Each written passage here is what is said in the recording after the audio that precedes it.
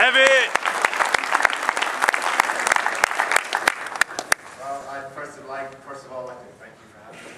And I'm very honored to be here. I realize that I have the least amount of experience of anyone on the panel.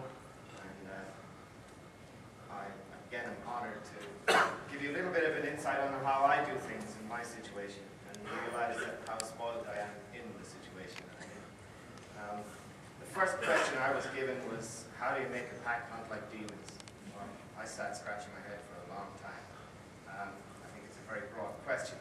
But I tried to narrow it down into a couple of main points, and the first one being the breeding program. I think you have to breed for your country and for your quarry. And since coming out here and see the total different types of country and quarry all over the States, I think you need a different hound for each situation, and I think you should breed for your own situation, which might not work for everyone, but hopefully it'll work for you. I think there's a difference between hunting a coyote in, say, the hills here, or open plains in other parts of the country, and hunting a fox in Pennsylvania, where it's a little bit twistier and tighter, and I think there's quite a big difference in that. And for your quarry, like I said, hunting a fox and a coyote, I think they're different, very, very different. I know it all comes under the heading of Master of Foxhounds, but I think there's quite a big difference there. The second point I had, besides breeding, is the skill of the huntsman. To make your hounds hunt like demons. Someone asked me this weekend, how do you get that last bit from a hound that's content hunting for X amount of miles or hours or minutes, whatever. How do you get that last bit to where they want to actually account for that quarry? I think quite a big percentage of that comes from the huntsman, how they're hunted. You can have quite a bit of a say in it. And the points I think the huntsman should have are honesty with the hounds at all times. You only get so many chances to lie to your hounds, and then they'll start to lie to you. You need to be very firm, but fair. Hounds like that.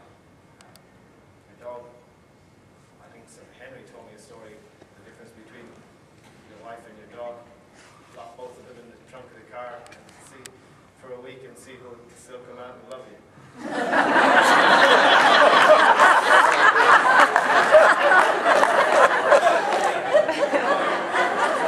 I want to be first.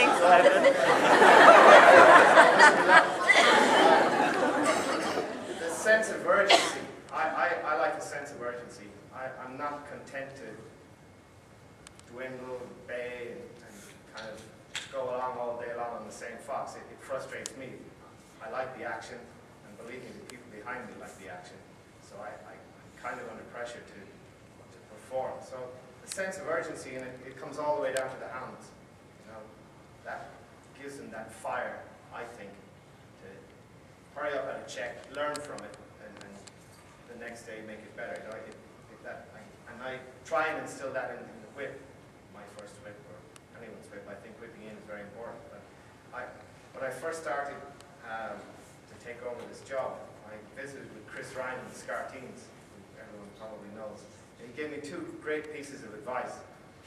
The first one being, you know, your huntsman has to want to catch the quarry. And whether they do or not, at the end of the day, is up to them. But they need to want to do that. And that gives you that fire. And if you're striving to do that, it gives you that fire in your belly, which comes down to the hounds, and it gives them that extra bit of a step. You don't always have to do it. You can choose not to. But if you have that fire, I think it makes a big difference. And the second bit was, don't lift your hounds unless you have something better to offer them. And I found those two pieces of advice very, very important. And it has helped me a lot. The third part for making them hunt like demons is a good whipper-in. I think consistent good hunting, in my limited experience, cannot be done without a good whipper-in, professional whipper-in. I can't stress enough how important that is. Mr. Foster wrote a book on it. To use one of his quotes, being in the right place at the right time and knowing what to do when you get there. And it's very, very important. I loved whipping in. I'd still be whipping in if I had a choice. I would have been a fool not to accept the position, but I really, really enjoyed whipping in and realized how important it is. And For me, the whip ring should reinforce that sense of urgency. I think that dwindles down all the way to the hounds, and have the respect of the pack, which is gained from the daily routine that the other huntsmen have talked about. They need to be in the kennel and gain the respect of the pack. They're just 3 points I had, but I think they go together to making your pack hunt like pack demons. The second topic I was given was type of hound and why. Type of hound I like, not to give a short answer, is a good one. That's a different thing for different people. For me, in my country, our country, not to get personal, but is a crossbred. We're at the moment in a work in progress as you all probably know, Cheshire was a famous pack of English foxhounds. For me, that doesn't work so well, and that's just me. I personally like the crossbred, and we're experimenting in different types of hounds. And the reason I'm doing that is we have country that's the closest thing to England or Ireland, or you name the nicest hunt country you've ever been in. I know we're so lucky to have it, and it allows that. We have great climate, good scenting conditions. The crossbred hound, I think we can come up with a hound that has the best traits of all the different types our country will allow. So I'm very excited. For the moment, it's been good English hounds crossed with good Penmerden hounds. The reason for that, I love both types. I think the English hound has great drive and stamina and determination, confirmation. I also think that the Penmerden hound has great nose and voice. And I'm trying to get the best out of both worlds. It's, to me, very interesting. I think the best hounds done through history, not the best, but some of the best, have been traditionally hunted on foot or from a car, or where they had to do it on their own. Penmerden hound had to do it on its own. And so they needed lots of voice and lots of nose. The English hound has the drive and determination, and I think we might come up with something very interesting. So, that's the type of hounds I like and why. How do I plan my day, both hunting and non-hunting days? Well, first of all, the planning my day is where are we meeting, what's the draw, how the foxes run that season, where are the litters in those covers. I see a pattern in my limited time every season. When Dixon moves the cubs, they'll run a different route. And you seem to, say this season, run pretty much the same type of routes. And then the previous season, totally different. So I take that into account. How do they run in the cubbing? What landowners should, and I'm lucky again that I don't really have to worry too much about landowners, but sensitive areas of landowners, where we shouldn't go. How many hounds and why? I tend to hunt somewhere around 17.5 to 20.5 couple of hounds. It's the right number for the covers I've found. And I just like it. They're the points I take into consideration. I was then asked to talk about horsing.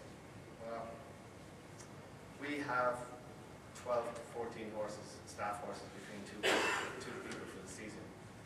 And they're mainly thoroughbreds. We'll probably have 6 apiece, and then 2 that are very green.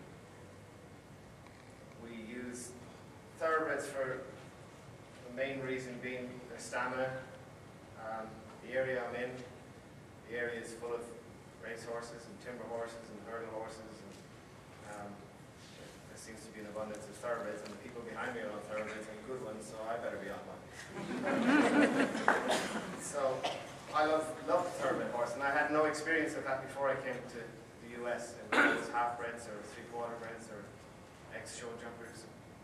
So it was really interesting for me to come and ride a thoroughbred, and I have to say I'm a fan. They have fantastic stamina. You give them 2 minutes at a check and they're fully recovered again.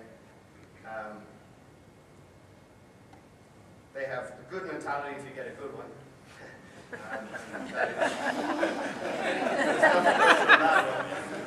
You'll end up in hospital, which I have done a few times. The mentality, the life I look for in a horse has to be quiet enough at the checks, but brave enough to jump on their own and leave the